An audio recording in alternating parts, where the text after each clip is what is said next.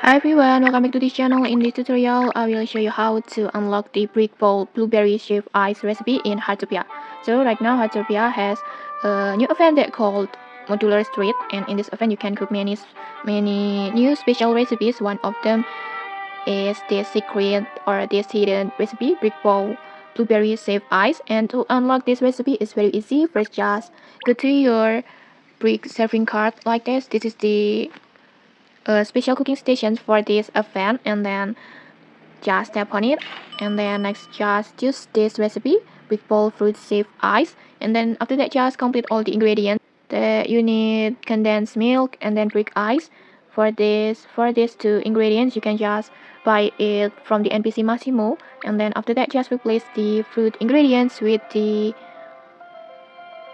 blueberry like this, and then after that just tap on start cooking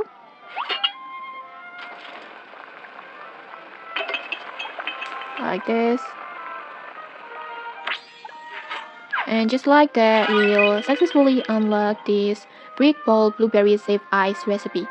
And the recipe will be added to your collections like this. Like this, you can see it. And okay, that's it. If you found this helpful, don't forget to like, comment, and subscribe for more tutorials. Thanks for watching, and see you!